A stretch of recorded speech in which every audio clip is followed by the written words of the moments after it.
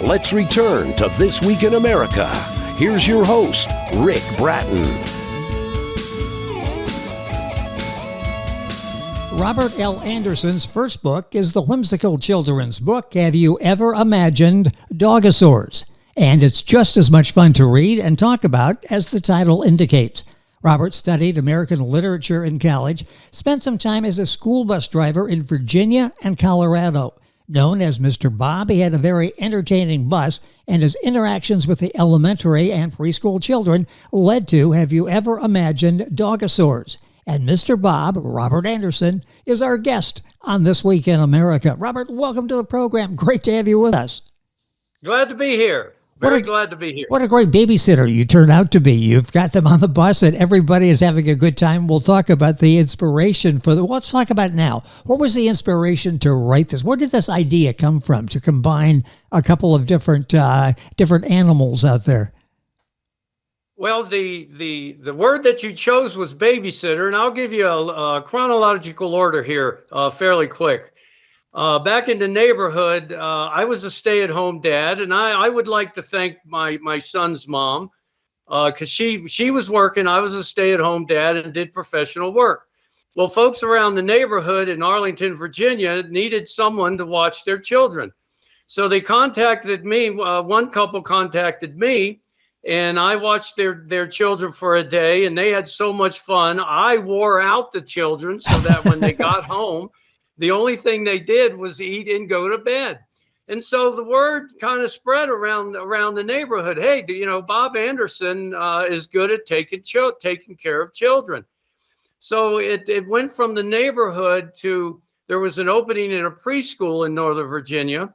And even though I did not have formal education for the preschool, the parents in the neighborhood recommended me. And so the preschool hired me for 2 years. And everything went so well with the preschool. And yet there were budget cuts, so they had to let me go because I was the assistant teacher. But these experiences helped me to develop the camaraderie necessary to interact with children and parents. And from the preschool, I went to the school bus, and I just took elements of my personality, characteristics of the elementary school kids and preschool kids' personality.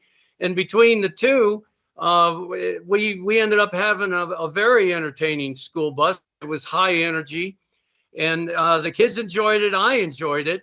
And in the midst of all this, driving safely on a school bus, the most precious cargo that's on the face of the earth. That's a brief chronological history. What an amazing background. I wish we had a babysitter like you that wore the kids out so when we get home, they're all ready to go to bed and we can get on with the evening. It's just, it's a dream for a parent, and the bus had to be fun for everybody. You did everything except serve them milk and cookies, and maybe you did that on occasion as well. That had to be as much fun for you as the kids, it sounds like. Well, there just seems to be, they brought out the personality in me, and I brought out the personality with them. I was blessed to have them comfortable with me. I'm the kind of adult that refuses to grow up, Rick. I just refuse to grow up. Good. So it's like the song, fairy tales do come true. It can happen to you if you're young at heart. So being young at heart is I take the task serious, but I don't take myself serious. That's a good model for all of us to live under. I mean, we chronically age. There's nothing we can do about that, but the attitudes that we have, we control that. And you just made a perfect point of that you don't want to grow up, so you don't have to grow up. You just relate to the kids. They relate to you. Talk about where this idea came from. Now, okay, so everybody's there having a good time. They're having a good time. You're having a good time safely driving the school bus. How did the idea come up to, let's see, if we took a dinosaur and we took a dog, how did you get to that level? Well, there wasn't really any eureka moment, Rick. Like I have it. Again, this came about. The idea of the book just came about interacting with the children on the school bus and the whole history behind it. And dogs are, domestic dogs are universally loved. Yes. And their breeds are so different.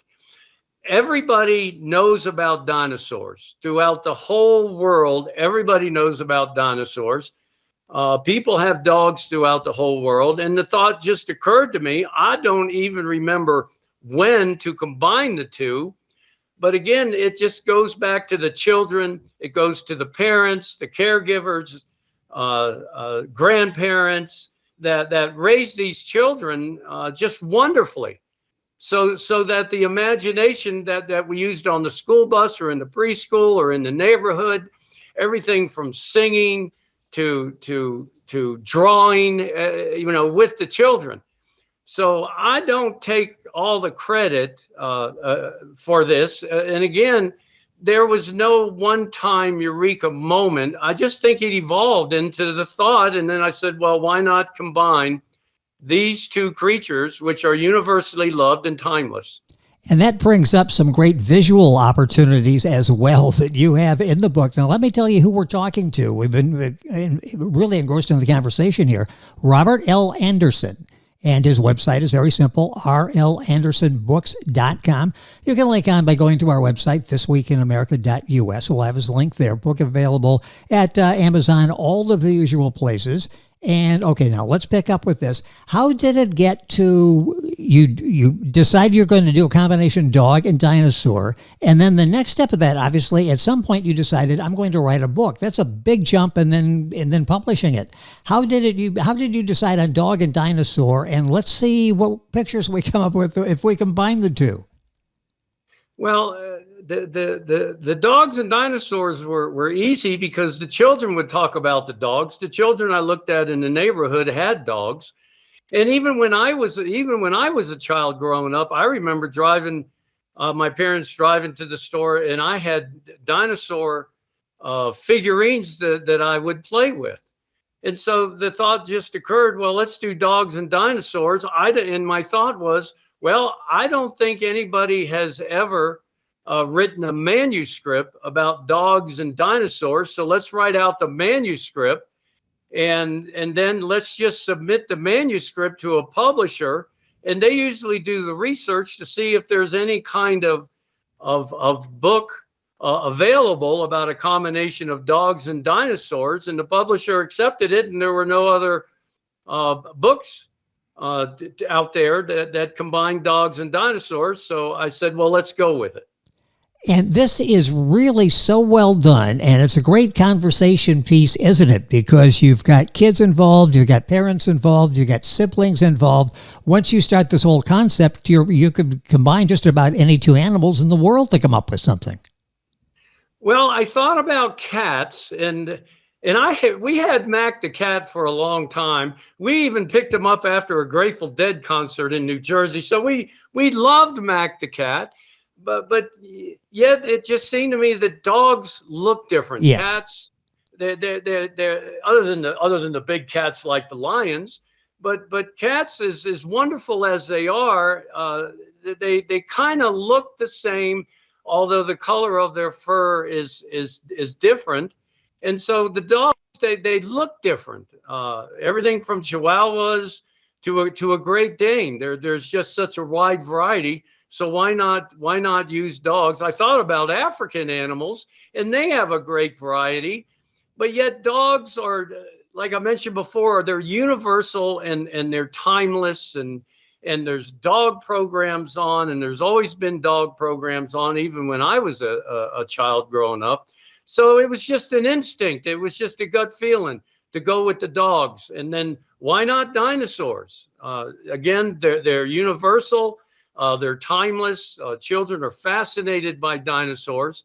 So let's just put the two together, put the package together, submit it, and see what happens. I will say I did not do the artwork. That was done by the publisher, and I was very pleased with the artwork. I think they look great. Yes, they did an excellent job with that. And I want to go back to how this whole thing evolved into the publishing deal, because there's some work involved in putting this together, and you're now dealing with publishers. You decided to go ahead with the manuscript. What was that whole process like? Did it unfold the way you thought it was going to? I mean, you got this idea. They like the idea. There aren't a lot of books, if any, out there that have combined dogs and dinosaurs before.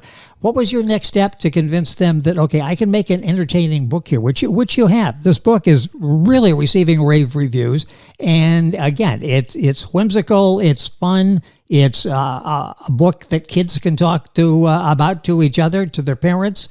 What was this whole process like once you got the go-ahead, and now you need to put something together?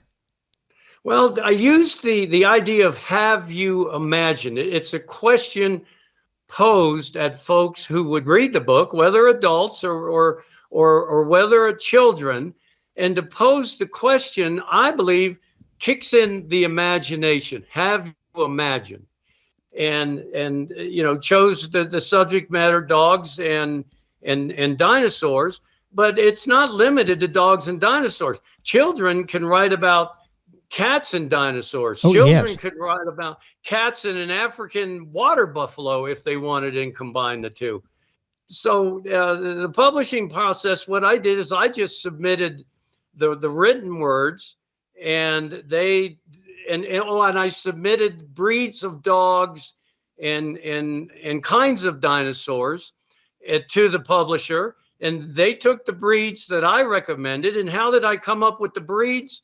It was just instinct and gut.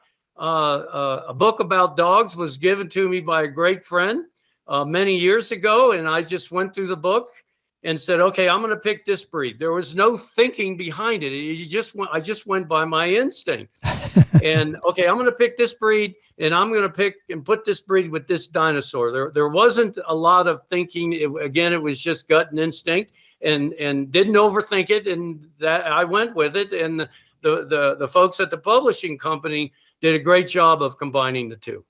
You know, it's so amazing. So often people spend thousands of dollars in research. They have all the test groups they bring in, and they run all these different scenarios by them, and they do all the market testing and all of that. And Bob's gut seems to be about as good as anything with the rest of them. They're understanding what it is. And maybe that's the key to this. You understand the market. I mean, you deal with them every day. You know what makes them laugh. You know what makes them sad. You know their personalities. How much did that enter into it? That interaction that you had with the kids, that you pretty well knew where you wanted to go with this.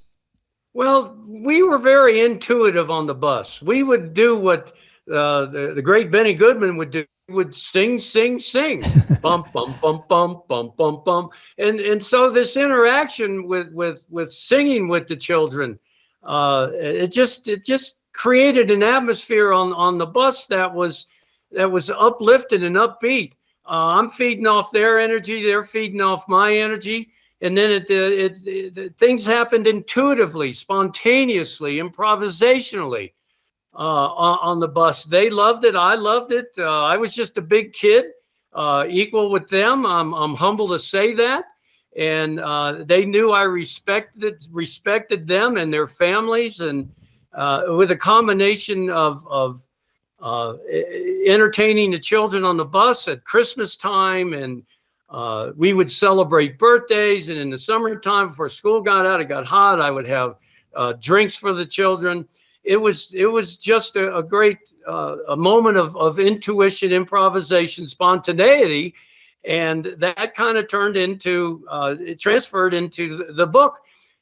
Rick, it only took me about, I would say, maybe 2 hours to pick out the breed of dog, pick out the dinosaur that went with it, listen to my gut, listen to my intuitiveness, listen to my conscience, and put the two together, submitted it, and here we are. Here we are today talking about it. Robert L. Anderson, his website is rlandersonbooks.com. Direct link on our website, thisweekinamerica.us. Book, of course, available. Amazon, Barnes & Noble, all of the usual places. Talk about the relationship with the children. I mean, you have this very affectionate bond with they like you like them, but they go on to the next grade. Maybe you stop driving the bus. Do you stay in contact with any of these kids? Well, not away from the bus, not away from school, but yet, I'm with them almost 2 hours a day. The children that I would drop off last.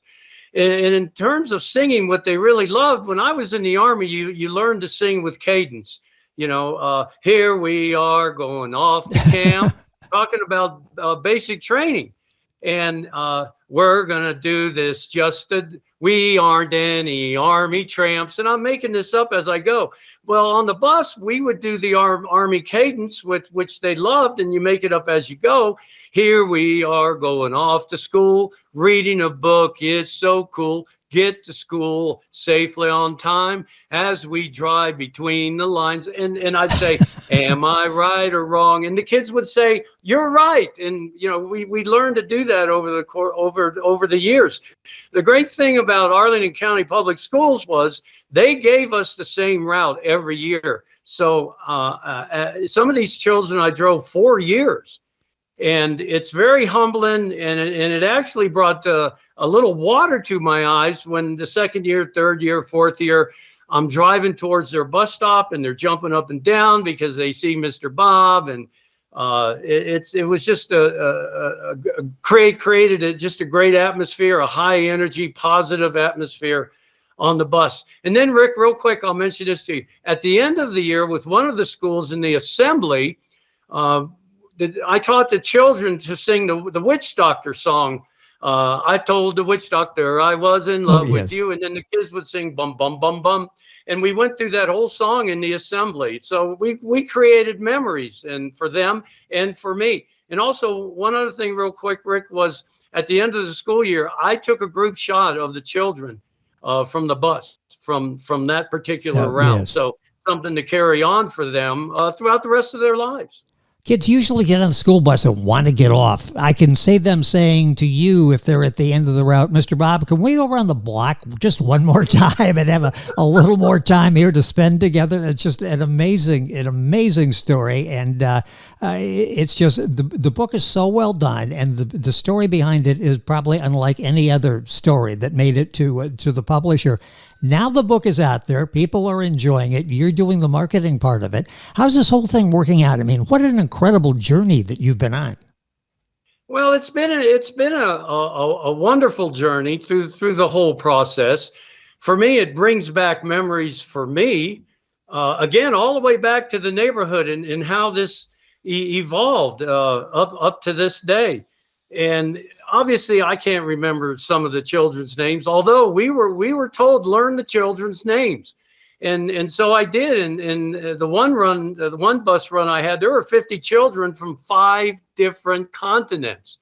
Wow. And it took me till Christmas to learn their names, because there were 50 children, and again, 5 different continents. The only continents not represented were Australia and Antarctica. And I called it the international bus. And so, you respect the children no matter where they're from. They loved it when you tried to learn their names. They appreciated it. They're sharper. They're smarter than people realize. They remember. They take in information more than a lot of people realize.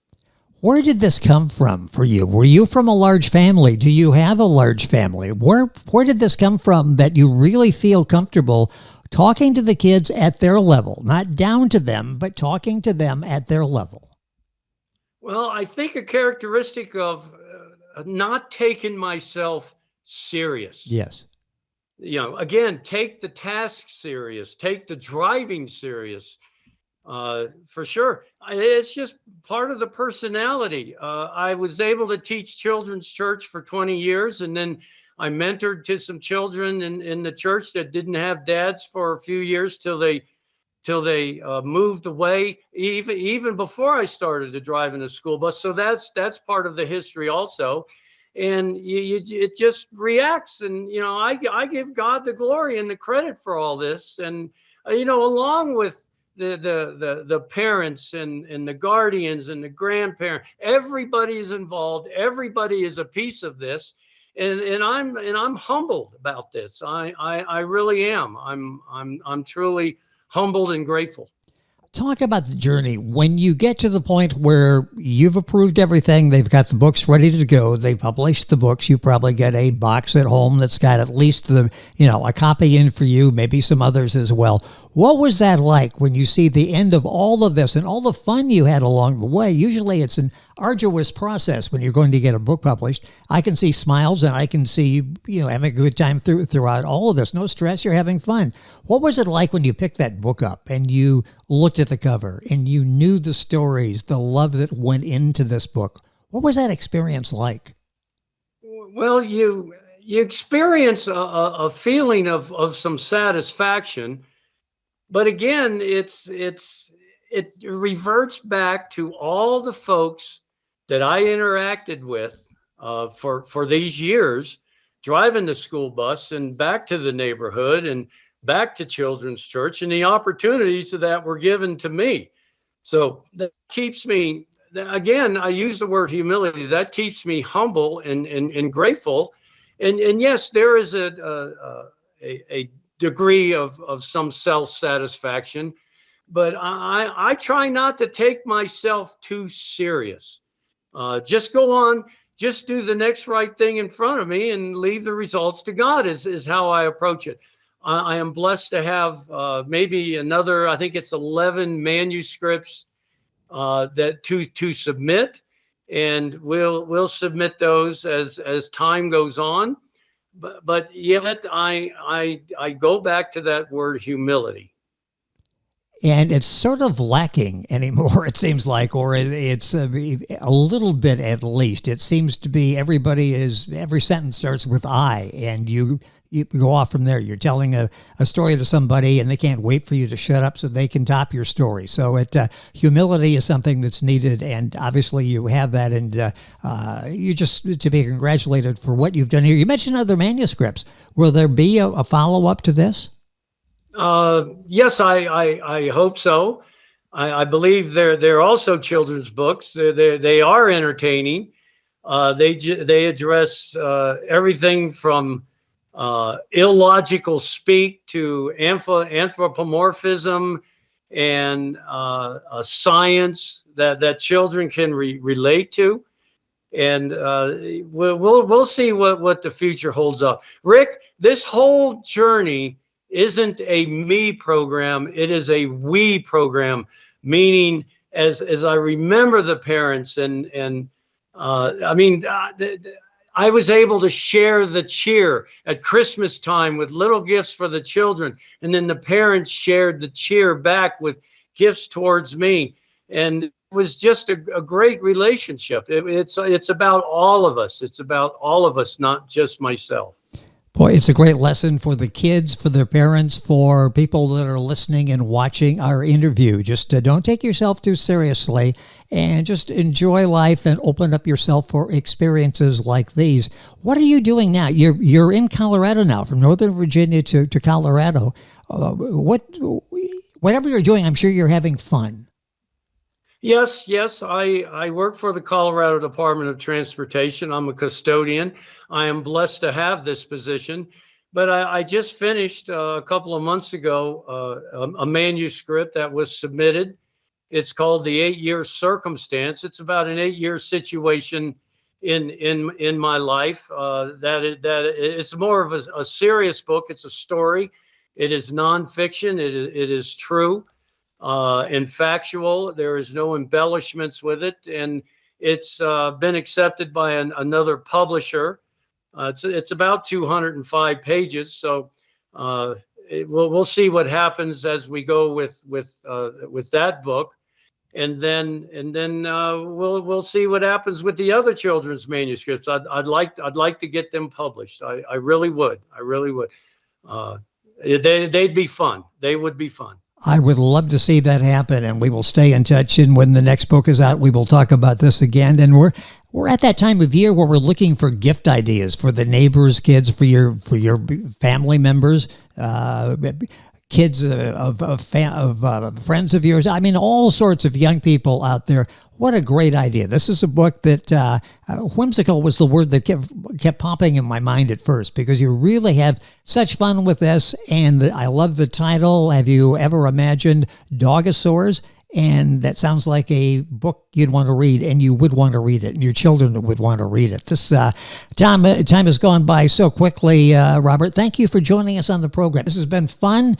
Good luck with everything else you've got going, and we'll stay in touch. Thank you for being with us. Thank you, sir. Thank you. This has been fun for me, too, and I hope for everybody who views this video.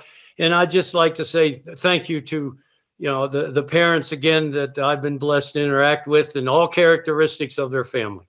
And the author's marketing consultant is King Pages Press, and I thank them for their part in today's interview, results-oriented, making sure your work sets the attention and gets the attention that it truly deserves. King Pages Press.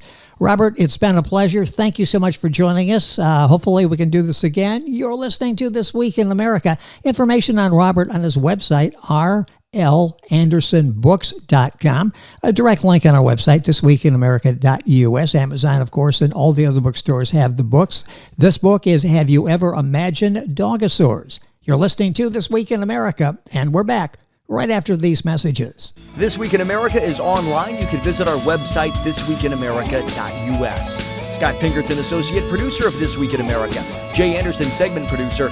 Ben Watson, Webmaster. Otto Bechet, Director of Engineering and TV Production. This Week in America produced and is a trademark of Blue Funk Broadcasting, LLC.